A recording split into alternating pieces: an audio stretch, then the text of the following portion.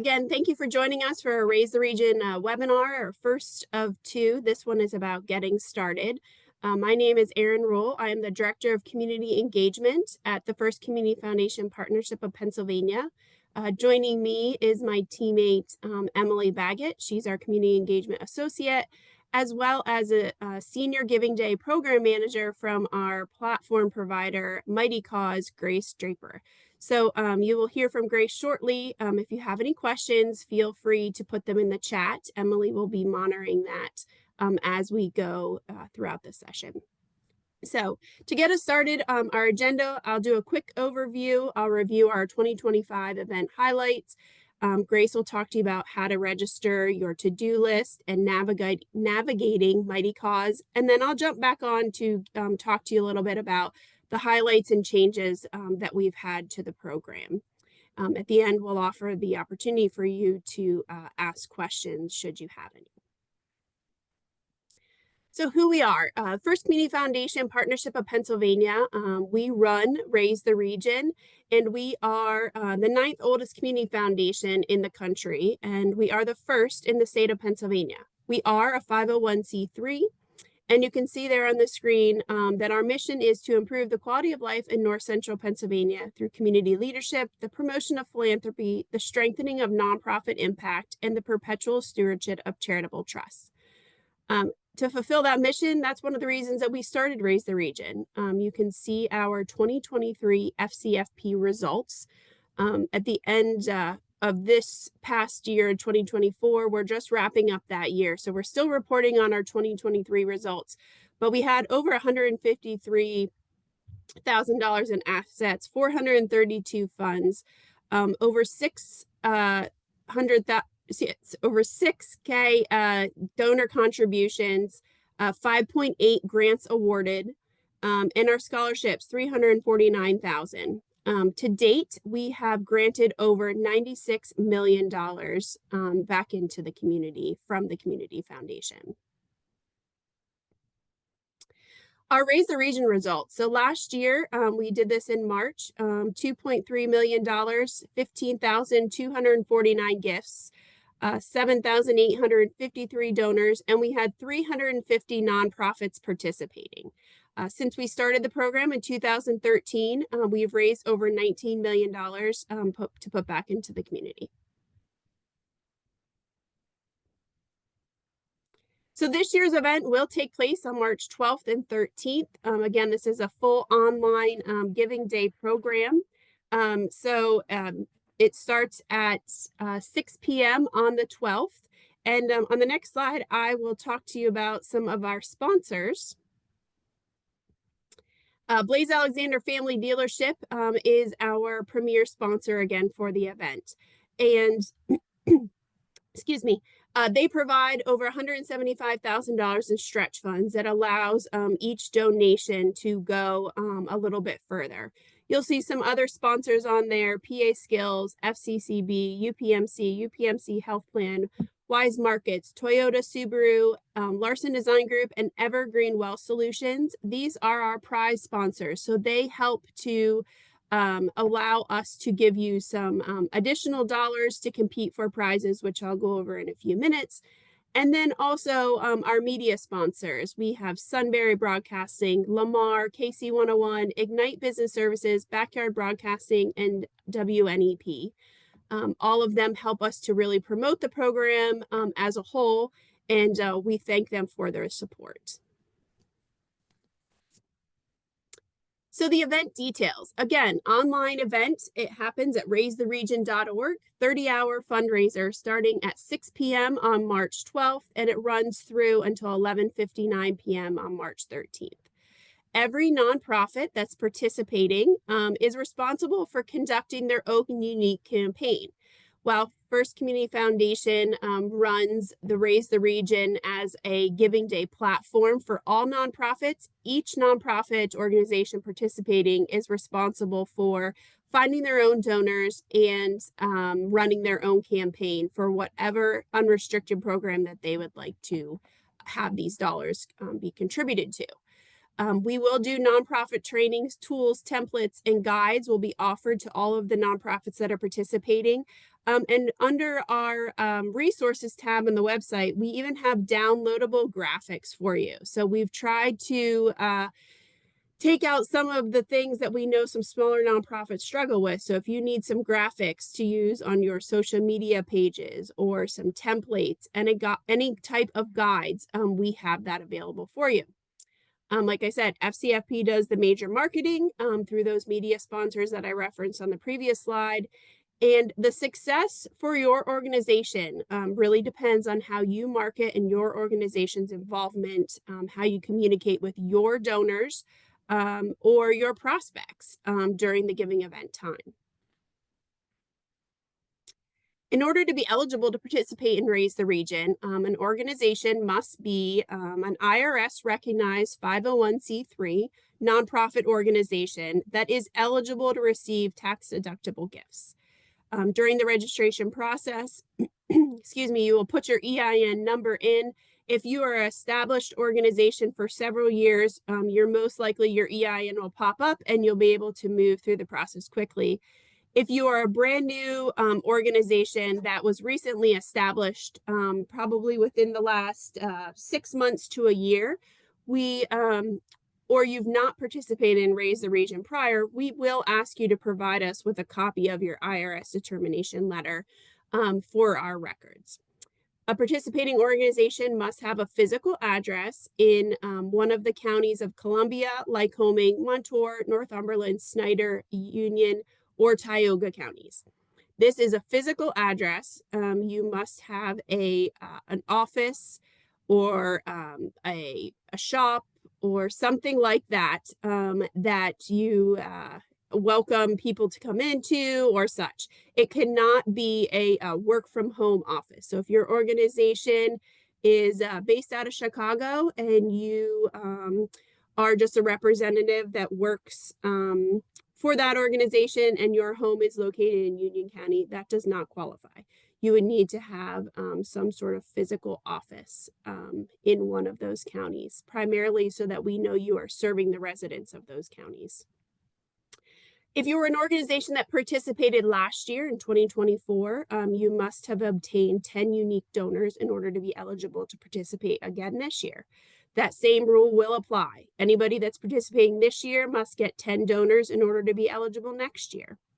And then any religious organizations, except for specific qualified projects, institutions of higher education, other community foundations, private foundations, and programs with fiscal agents are not eligible for the Raise the Region event. You may be able to receive some other grants from us, but this program specifically is not applicable to you. So if you've met all those qualifications and you are ready to join in the fun of Raise the Region, you need to register your organization before February 21st of 2025. We do not accept any late registrations. We get a lot of calls and for a variety of reasons, they missed the deadline. We did open this in early January, so there are 6 weeks to apply. So there are no extensions. But Grace is going to move through and show you, if you have not already registered, how you do that, and then some features on the Mightycause platform. Awesome. Thanks, Erin. So welcome, everyone. I'm Grace. I'm with Mightycause, your new platform provider. So we are very excited to be part of Raise the Region this year for the first time. Really excited to show you how to register on our site and some of the benefits if you are a previous participating organization. If you've logged in, you may have noticed that some of your information is already there. First Community Foundation did an excellent job of partnering with us to bring your information from the old platform into our platform, so you may notice that history there. But we will jump into how to register. I want to say the registration process takes maybe 10 to 15 minutes, depending on your experience with prior registration. So this is something you can knock out ideally right after this webinar. We want to make sure everyone can participate again who is eligible. So the first thing that you're going to do is visit, of course, the Raise the Region website. You want to make sure that anytime you are visiting the platform, you're going to raisetheregion.org. Mightycause as a platform does have our own site, but you will not want to log in on Mightycause. You always want to be logging in on Raise the Region. So the first thing you'll do is log in the top right corner. If you are a returning participant because of the migration, your information is already in our system if you were an admin in the past. So you'll click login and enter your email. If you are a returning user, it may ask you for a password. You can just click forgot password and reset your password. Additionally, Erin and Emily have some great emails that have gone out with a link that takes you directly to the page to reset your password if you are a returning user. So you can use one of those links as well from the original emails. If you're new to your organization or new to Raise the Region, you'll also go to log in. When you enter your email, our system will send you through a few prompts to create an account. So you will create an account and then go back to raisetheregion.org to get started. So once everyone's logged in, you visit the main homepage again, and you'll see right in the middle, there's a nonprofit registration button, or you can click register now in the header menu. Both of them will take you to the same place to continue the registration process. Once you're on the registration page, you'll notice there's eligibility information and some deadlines around the borders, but the main registration form is in a registration module like what looks on the screen. You will want to start by identifying the organization that you are registering for.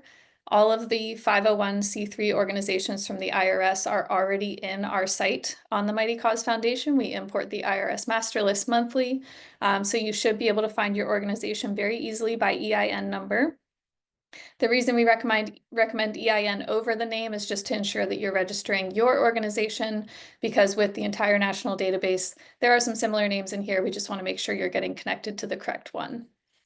If you are a past participant, you may see under the select from your organizations, you may have the radio button to just select and go because you're already associated with your organization from last year.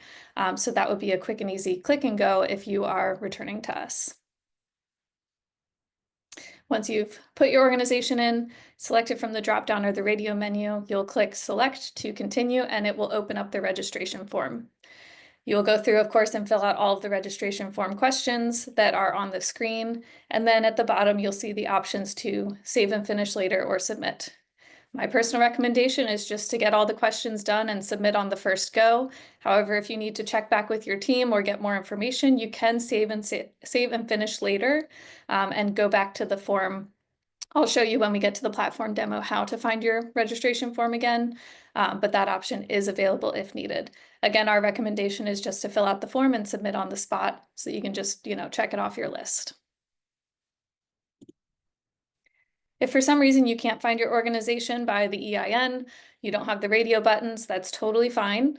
You will just click Create It Now, the link under the Select button. There's an arrow pointing to it on the screen. When you click that link, it will take you to a form to fill out, and that sends our support team all of the information we need to verify your organization and get you set up with a profile page. If for some reason you're more comfortable with email, you can also just email support@mightycause.com for assistance. And that goes for any questions on the website. You can always email support@mightycause.com to get help with any part of this process. When you choose Create It Now and it sends the form to Mightycause support, there is a process where we're verifying your organization. So you don't want to be doing this on February 20th because we may not get your organization set up by the 21st. And we have this registration deadline we're working with. So I would recommend that everyone on this webinar at least go start the registration process, because if you need to create your organization, you'll want to submit that form as soon as possible. Once you've submitted the form, you will get confirmation from our team that your organization has been created, and then you can go back to step one, a couple slides back, and start registering your organization from there. Before we jump into the to-do list, I'm just going to check the chat and see if there are any questions so far. Looks like Emily and Erin have been answering them, but just back to that first slide, yes, if you're a returning user, you can reset your password. If you're part of other giving days, our system thinks you already have an account, you'll just click reset password and you'll get an email to follow that process.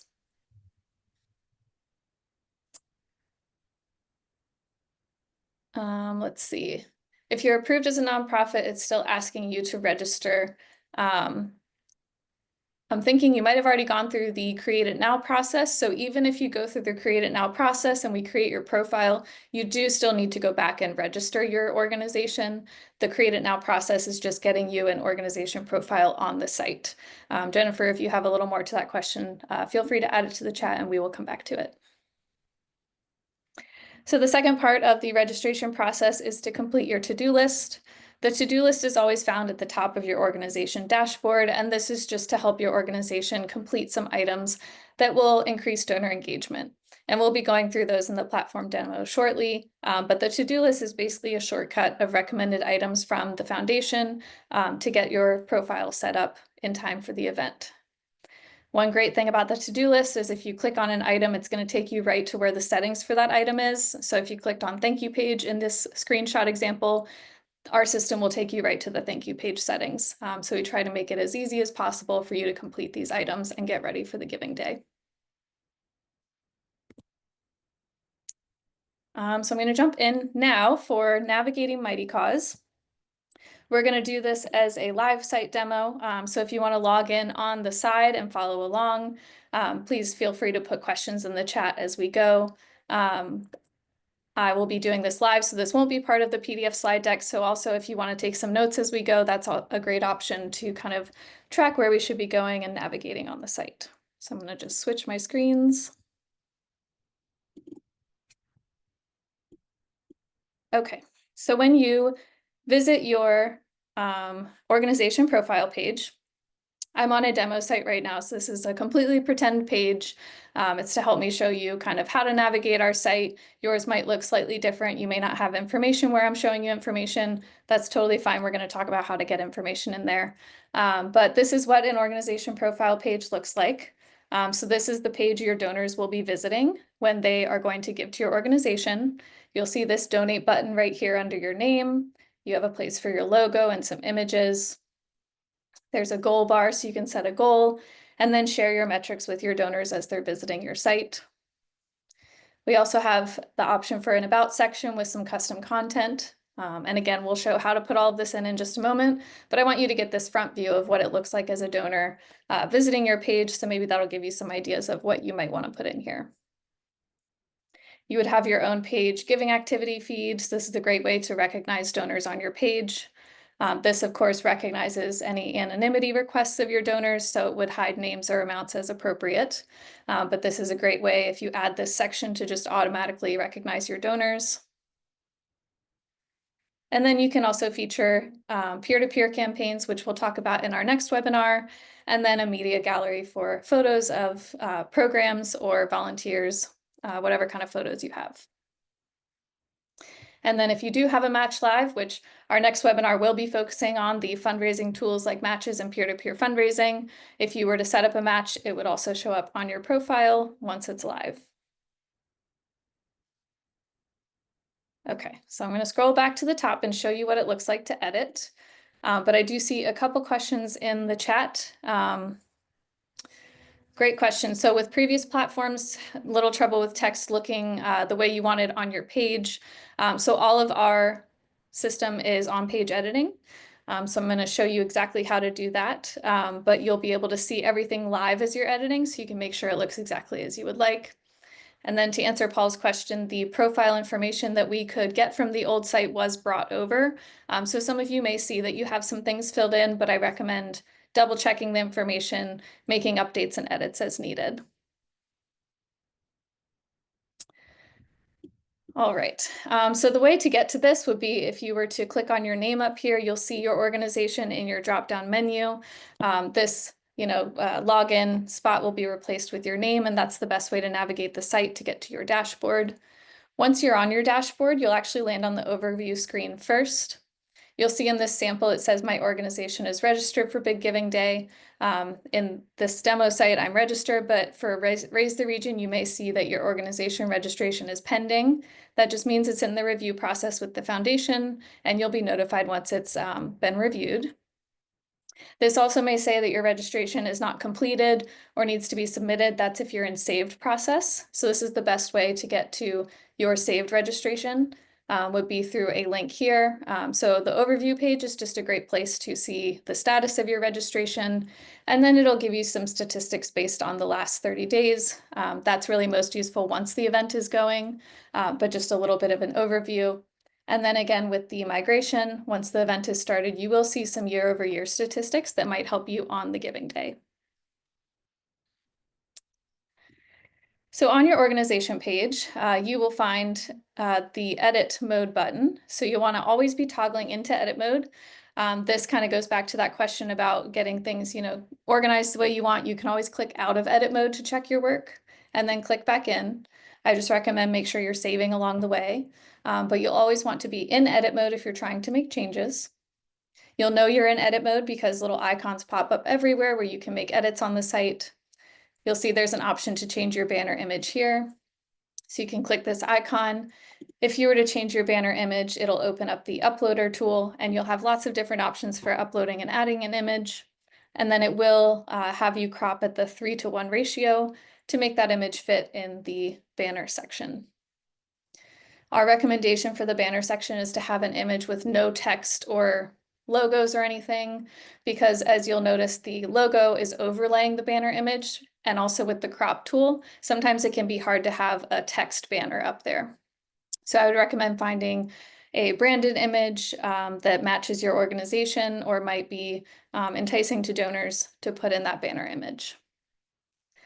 You'll also want to put your logo here in the square box. This follows pretty much typical social media. At this point, we have a 1:1 ratio, so you'll want to get a square version of your logo or something you can crop down to a square. If your logo is not a square, Canva is free and is a great way to resize your logo, but you'll want a square logo here. Occasionally, organizations will put a photo in this square, which is great. It kind of looks like social media, but this photo is the one that transfers to the search section. So you really want this to be your logo because that's your brand recognition on the giving day. When a donor goes to the search and they see a sea of nonprofits, if you have your board member's face, it's just not going to stand out to the donor in the way that we want. So we want to make sure that this box is your logo. You can also update your display name. So your legal name will be what is in the display name. And our system pulls from the original legal name from the IRS database. So if you've changed names, this may be different. You can easily just put the pencil icon here and add your new name. This is not affecting your legal name in our system. So this is also a great way if you're a specific location, if you have an acronym people know you by, you can make that part of your display name. You'll just click save and it will update live right on the site. Then you can also edit your goal. So again, you'll notice the pencil icons. You can edit your goal right here to the amount. I always recommend on the giving day, if you've reached your goal, you want to go in and edit it again because you want donors to think you're still trying to reach a goal. If donors see that your goal bar is filled up, they may think you don't need donations, and we don't want that. So always go in and edit your goal throughout the event if you've reached your initial goal so that people want to help you. And then with this other pencil icon a little bit farther to the right, you can have some control over the metrics as far as the amount raised, the number of donors. Maybe you only want to show one of those items without the other. So you'll see as I'm checking and unchecking, it's updating live right above the box. So I can see what that looks like and make my decisions and then click done when I'm finished. We will reset all metrics across the site before the giving event to start on March 12th. So you won't have to do anything there. We will take care of that for you, but you can still make those edits as far as what you want to include in your metrics bar. Probably the most important section besides this top section is your about section. So you can edit and add any information you want here. We have a WYSIWYG editor. This is pretty common if you use WordPress or other blog type websites. It offers a lot of formatting options. If this is overwhelming to you, just copy and paste some text from your website and put it here. Really, the worst thing would be not to have anything. So you can always just copy paste something you already have and put it in this section. And then if you want images, I do want to point out the insert image box right here. That's how you would add an image into the page because images are very helpful. If you have more than 2 or 3 images in here, it can get a little wonky on mobile. So I would recommend that's when we'll use the media section further down, but definitely having 1 or 2 images in this about section would be helpful for engaging donors. You'll also see there's different size text, so you'll just be able to use the more paragraph function. Paragraph formatting, you'll be able to choose different size texts here if you'd like some, heading text and then some paragraph. So feel free, this is really user-friendly. Feel free to click around and experiment with things. You can always go back and change it. And then once you're done, just be sure to always click this save button. I too have missed the save button and lost my work. So just be sure as you're editing this about section, you're always clicking save once you've made a change. I click it probably after everything I do at this point, just to be sure it's saving. So you'll click save and it'll update and keep your changes. For each of these features below, you can select exactly what you would like to be showing. So you'll see there's a sort of a shadow box with featured campaigns. I can click and add that section if I'd like. And this is where you can feature fundraising efforts if you have specific campaigns you're raising money for, or special peer-to-peer fundraisers that you'd like to feature. Just as easily, if you do not, you can hide this section and it'll go away. So everything, again, on page editing, you can experiment with this and see what you like on your page. Same with the giving activity. All of these sections have the option to be hidden. I definitely recommend adding the giving activity. So when you get on the site, you may see it look like this. You'll just click plus giving activity and it'll add it to your page. And then there's a few more options. These are completely optional, but you can highlight your mission here by adding the mission section. It'll just put a box with slightly larger text in there of your mission. This is a great way to support your about section, but completely optional to you. Same with the needs section. And then the campaigns supporting this organization, if you're using our peer-to-peer fundraiser function, which we will talk about in the next webinar, once we get to that, I will remind everyone this as well, but this is how you could add just all peer-to-peer fundraisers, is through the campaigns supporting section. And then again, the media gallery. So the media gallery is great if you have multiple images you'd like to share. I always recommend you have 4 across. I would say add 3 to 4 images here. Just recent events, volunteers, program photos.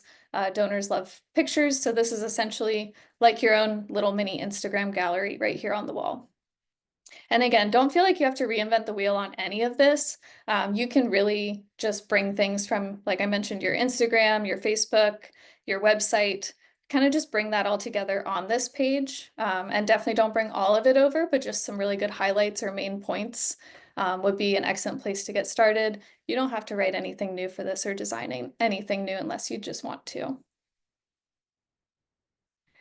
right, I'm going to pause for a few questions I saw going in the chat. Can you use Mightycause throughout the year for fundraising, not just during Raise the Region? You are welcome to reach out to Mightycause to do that. The Raise the Region platform is only open during the Raise the Region giving event. Laura, you are in the right place. You are registered for Raise the Region. This big Giving Day site I'm showing is just our demo site. So it's to help me show you where to go on the site, but this is all completely pretend. So you'll be doing the exact same things on the Raise the Region platform. So no need to worry about Big Giving Day. Jennifer, looking at eligibility, we may need to have you reach out to support with some more information so we can assist you further with your EIN number and getting registered. So again, that email is support@mightycause.com.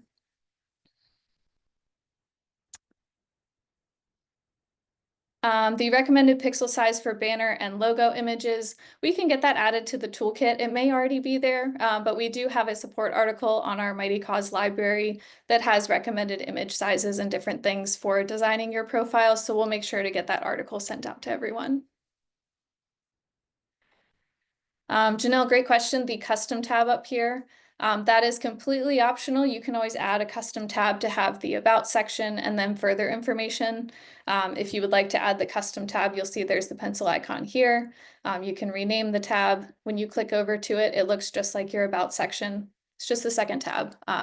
So again, not required, but if you're really zhuzhing up your page and you want to add a lot of information, the custom tab is a great way to break it out.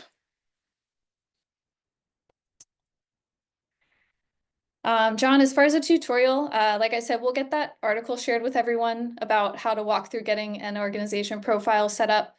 And then the slides and recording of this webinar will be shared, so you can always revisit the webinar. I guess let me know in the chat if there's anything else that you think you might need, but hopefully those two things would help you get everything set up. Stephanie, to add a video to the page, you can just use the insert video icon here in your About section. What it will do, we'll ask you to put in a video URL. So our system does talk to YouTube and Vimeo. You want to make sure you're using YouTube and Vimeo links here. You cannot upload videos because that would slow down the site and your page. So we really rely on video links. One other kind of nuance to that is that YouTube Shorts do not talk to our system for whatever reason. However, if you replace the word shorts in the URL with the word watch, you can get a link that would work here. And then as well, down in the media gallery, you can also add media and you will be able to add a video here as well. And again, it'll just ask you for that URL. So 2 different places to add videos. Colby will be covering the embed video in the next, or embed feature in the next webinar. So I don't want to spend too much time here, but again, if you want to search our Mightycause support library or write into support about that, you can get ahead on things if you'd like.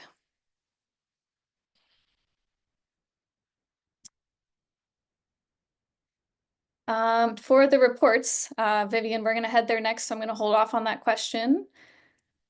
Also, that would tie into the contact info from last year's donors. And Michelle's edit toggle disappeared. If your edit toggle has disappeared, just scroll all the way to the top. It should be here right under quick edit.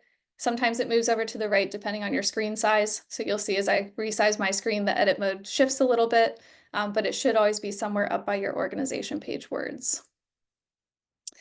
And then Janetta, I see you asked about peer-to-peer fundraising. We're covering that in the next webinar, so we hope you join us for that. It's just about a couple weeks away, so we will be going over that with plenty of time before the event. So the next section I want to show everyone, especially since donations were migrated over, is the donations section. I think this will help with the 2 questions about contact info and reports. Our donation section defaults to the last 30 days. So what you can do is use this drop-down menu to get a custom date range. You can pull donations by 1 year at a time. So you'll want to do custom date range, the dates of the event for last year, and then do it again for prior years before that. But once you have data in here, maybe you filter by last year's event, you'll get a preview of donor data at first. And then you can just click download up here to bring that data down into a spreadsheet. And then that's a great way to have data, donor contact info, to create an email list. It's a great way to manipulate the donation data to get more information and reporting. So this is just a preview here, and when you download, you'll get a lot more information. So I would recommend this is what you'll use on the day of. If you are a past participant, I would say just go in and download last year's report, kind of see what data you're going to get, and then go from there.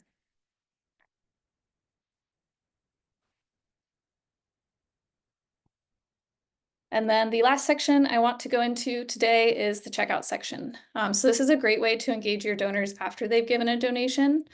You can update things on the donation form. So this is actually before they give a donation, as well as the thank you experience. On the donation form, you all will have one-time donations only. So you'll be able to set up these different amounts for donors to choose from. Of course, donors can always type in their own donation amount if they would like, but this is a great way to suggest amounts to donors, and then also to give them a little bit of information about the impact of their dollar. So in this example, $25 is 10 pounds of cat food. It's a great way for a donor to say like, oh, wow, if I just double my donation, I can double my impact. So using these descriptions is a great way to do that. It's really easy to edit. You just click the pencil icon next to everything, put in your suggested amount, and then your description. You can have up to 6 of these. I think 4 is the best number, just to avoid overwhelming your donor with too many options. But depending on your organization's mission and what you have going on in the community, you can use up to 6 of them. You can also offer the option here, similar to your profile, you'll see these shadow boxes. You can have a dedication option here. So you could open this up and offer to let donors dedicate their donation. That's if you want to recognize the dedication in some certain way, if that's something you do for donors. If not, you can always just remove that section and not worry about it. And then it'll just give you a preview of the checkout form here. This is not a real donation form, but it's just kind of giving you that overall experience. So the main place you'll probably be working is just updating these donation amounts to get started. And that would be probably good enough from there just to have a little bit more information for donors when they visit your page. A very important part of the process, and you'll notice this is on your to-do list, is the thank you page. So when a donor finishes giving a gift, they land on a confirmation page. That is the thank you page, and your message will show up below the overall giving event thank you message. So I always say if you don't have a message, you're not going to be shown. So it's best to just even set up, like if you just had a header that said thank you for your donation, it's better than nothing. This is the same editor as the About section, so you'll see a lot of formatting options. You can still have photos, different size text. I would say keep this pretty simple, considering that it's just a landing page for donors. Don't put a ton of text on here, but just a nice little message and a photo is perfect for a donor to see once they've given the donation. It's just a great way to immediately thank them. And then one other thing you can do here is create a custom button. So this is a great way to send your donors kind of to that next step. So once someone has donated to your organization, what would you like them to do next? Do you want them to sign up for your newsletter? Do you want them to register for an event you have coming up? Do you want them to follow you on Facebook or Instagram? You can customize this button with text and a URL. So just when you do this, I would say think about where you want your donor to go next, because this is a great way to engage them that way in a passive manner. So if you choose to use the default button, that's totally fine. It's just going to take the donor right back to your organization page. So if you have time and a place to send them, I would recommend using the custom button. I'm going to pause again and see what kind of questions are coming in the chat.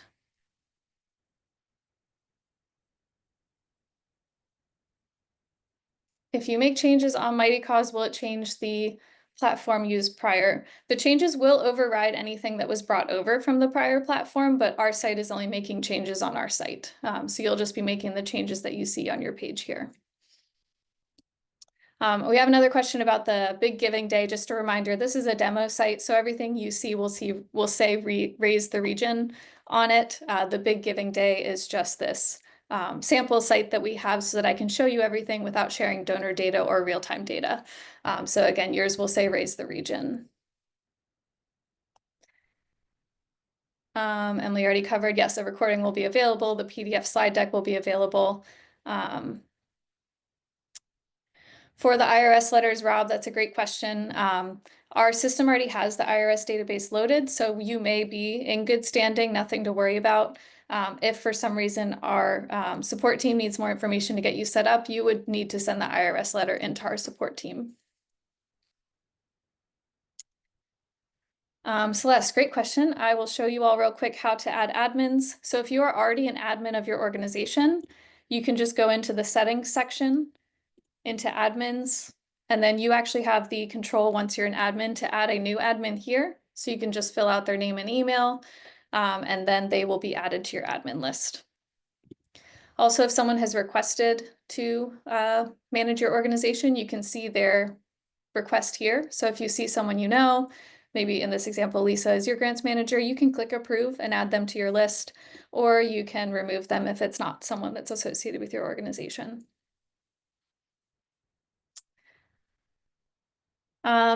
Karen, great question. There's no way to share a gift on Facebook with a custom button or anything. Unless,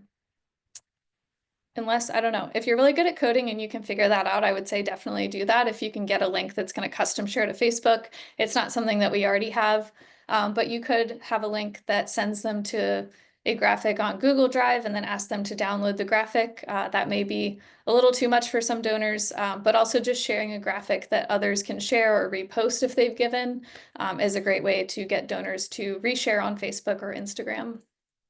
to show their support. So I would say get a little creative. I love the idea, but it's not something directly on the site that you can do.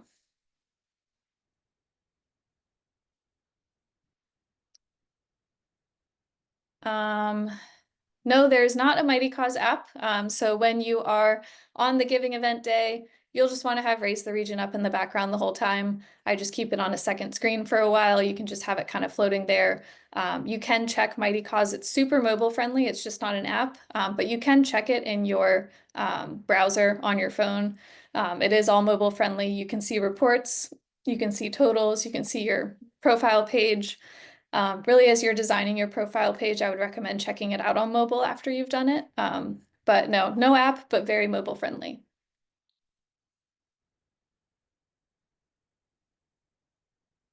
Yes, Christina, for donations for a specific amount, that's where you can have essentially these are buttons in a way. So once the donor is visiting your donation form, it'll be custom to your organization donation amounts. So as far as those specific amounts, you can add those here. Just click the pencil icon and edit them.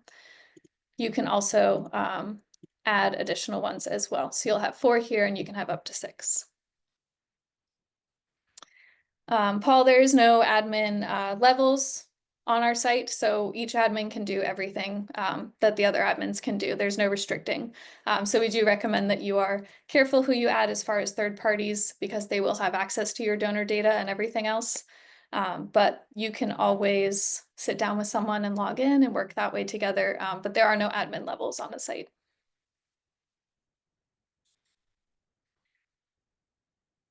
John, there's no way to specify a range, but that's a great idea. You could put amounts for different levels of giving. So a director's chair level donation, you could always use the description. So have that, bottom amount in that example, 251 to 500. You could use the description to say, up to a $500 donation puts you at the director's chair level, or you can just put $500 director's chair level and, try to get someone to the top of that level. But that's a great option for these, is to use these amounts as giving level descriptions. You can just easily use the description box for that.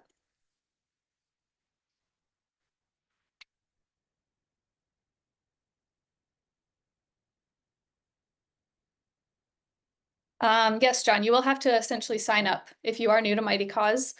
If you are a returning admin, you'll essentially be signing in, but you will have to reset your password to get access to send that link to your email. But yes, you will need to sign up for a Mightycause account, and we highly recommend using your work email for this so that we can easily associate you with your organization and everything else that's needed. So yes, that's correct.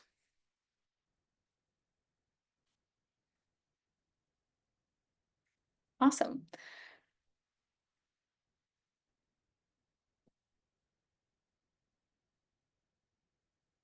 Grace, why don't we hold off on any further questions and keep moving along and allow Okay. to put them in and we'll get back to some of them. Oh, yes. Yeah, I'm actually going to hand it back to Erin because Erin has a whole section to go over. I could answer questions all day. If your question is not answered, I will just put the support email in the chat. But again, that's support@mightycause.com. But we're going to head back to the presentation so you can get some highlights and changes from Erin. Erin, are you seeing my webinar screen again? Yes. Okay.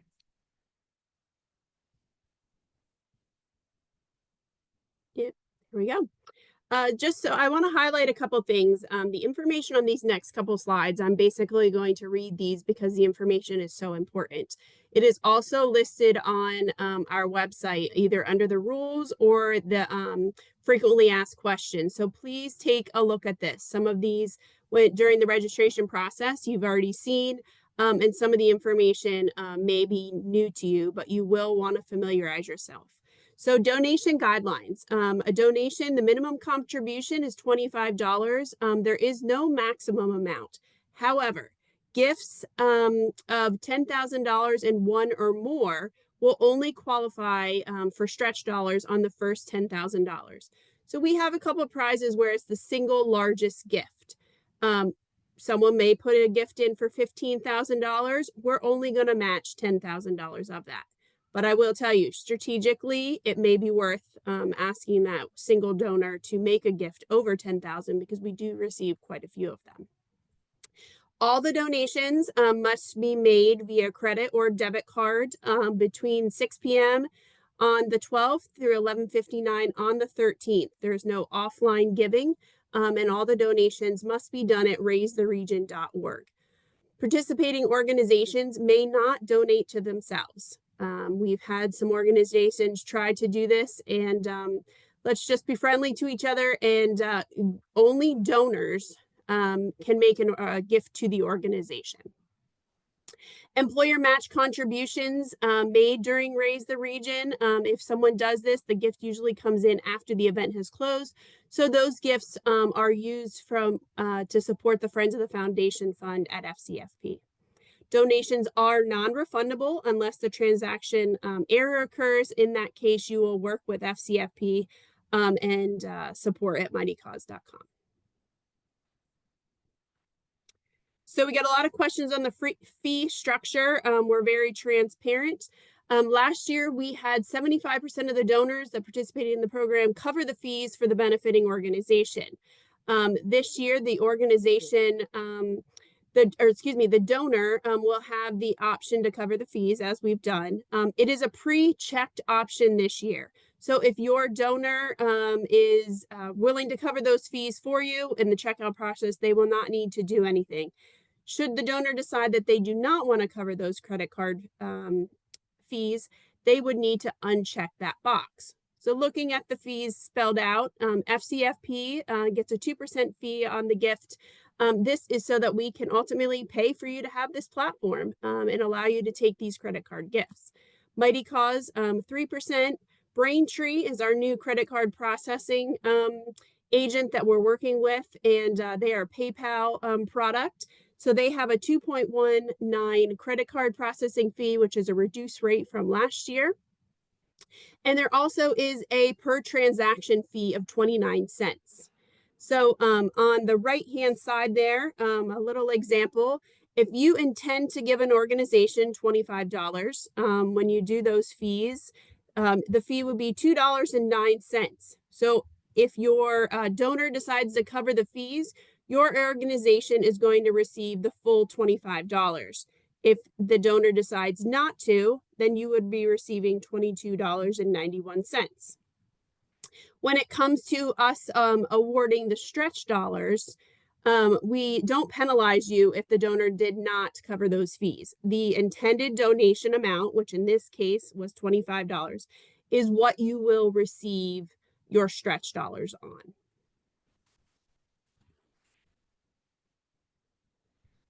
So your receipts, while you do have all of those thank you pages that Grace went over, ultimately this gift is coming to the First Community Foundation, and then we are re-granting it to your organization.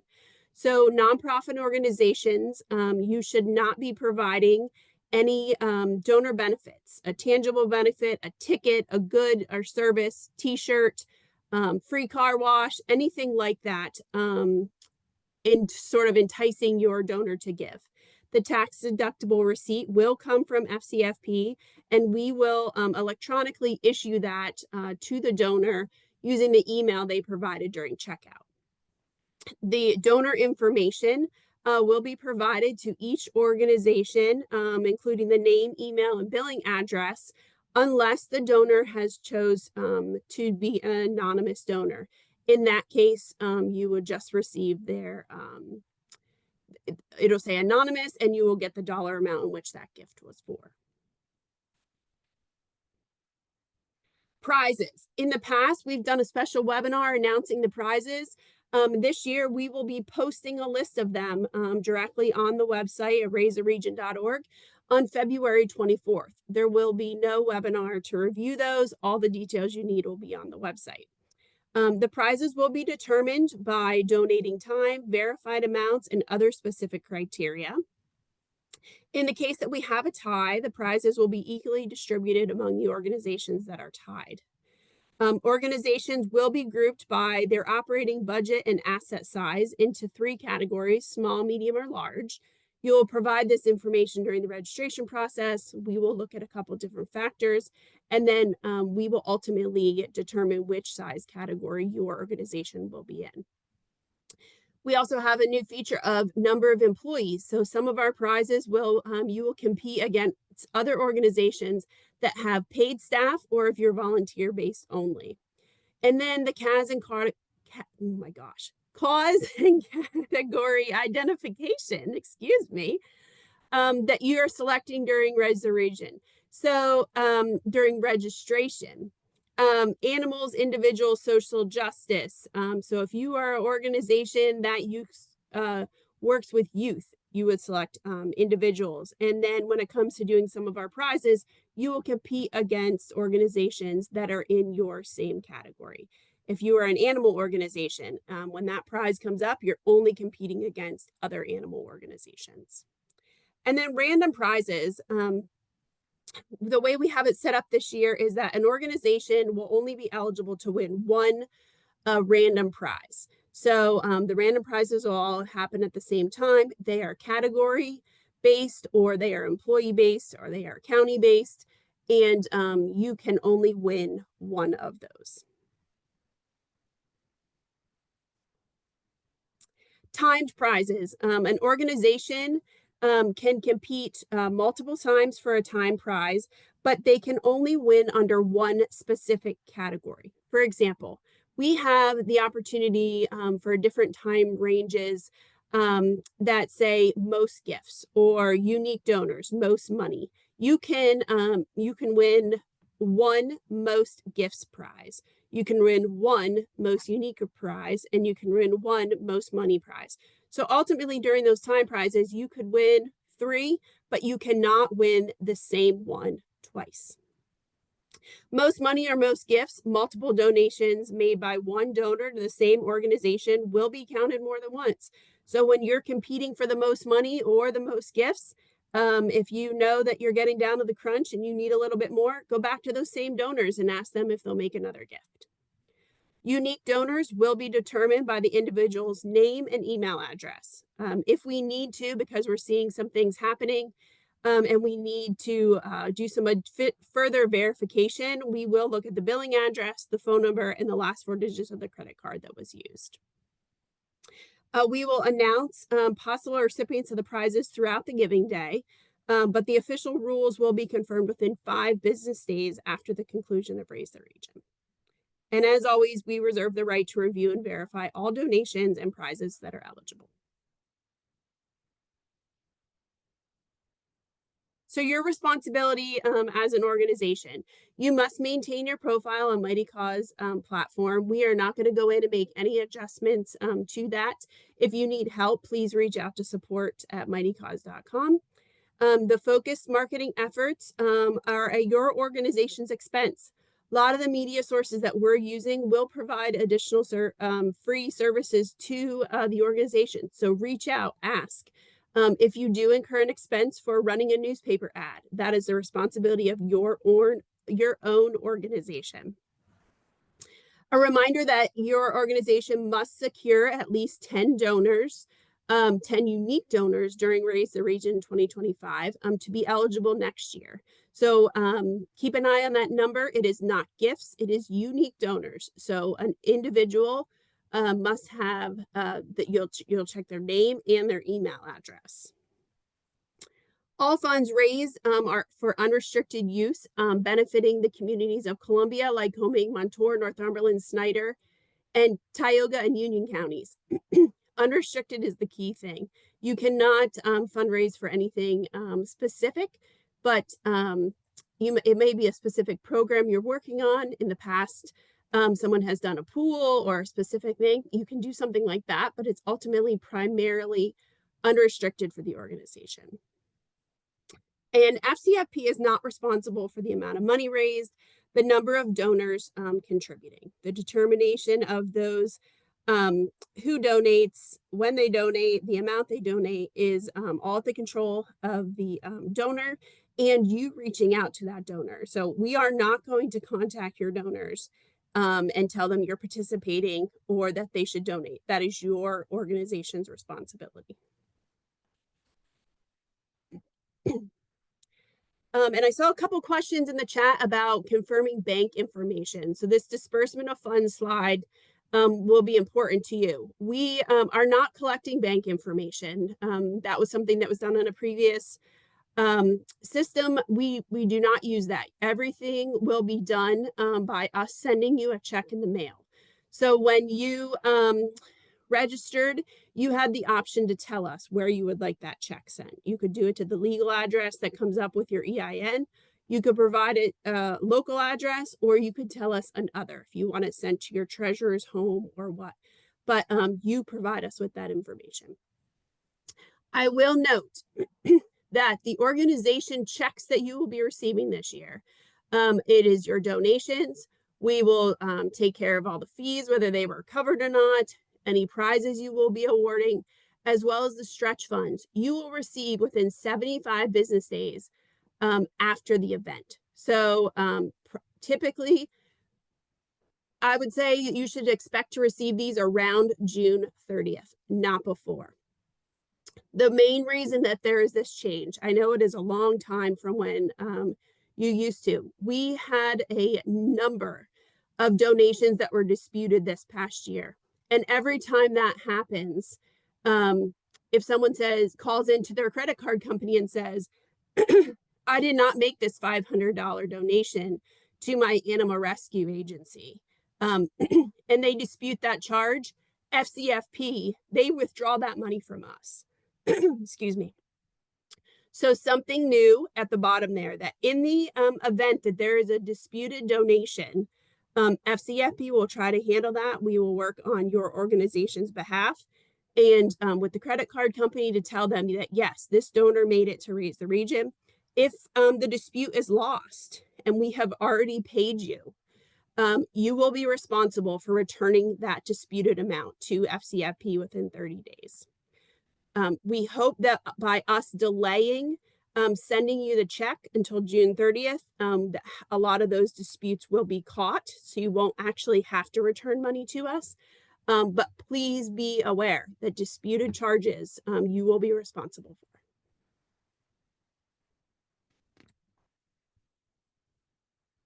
That's it. So let's turn back over to some questions, Grace. Okay, we have just a couple minutes left, so just a reminder, I put the support email in the chat, the link to our support articles. I also linked specifically that article I mentioned about customizing your organization page. I know we got to several questions in the chat. Aaron, Jared asked if we know when the orgs will be informed what size category they're determined into. It'll be on their profile, and it'll be just a few days prior to the 12th. Okay. If someone put the wrong number of employees, can it be changed? And does it matter if employees are full or part-time? It does not. It's strictly paid staff. So if you have one paid staff member, you're in the paid category.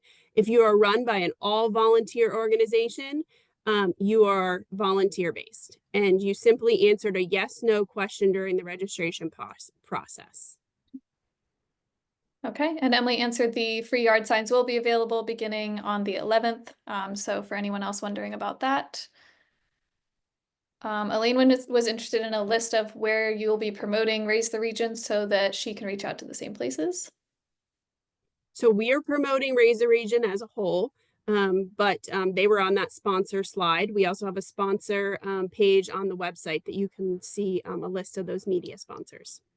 Okay, and then one more question about the employees. Are any contracted staff considered the same as employees for that question? Yes. Yes, okay. Contracted staff would count as paid employees. Yep. Valerie, for the creating a QR code, there's no function on the site to create a QR code, but you can easily use Canva is free, and there's a lot of free QR code generators out there. So I would recommend just taking the link to your profile page wherever you're trying to send a donor and putting that into a QR code generator.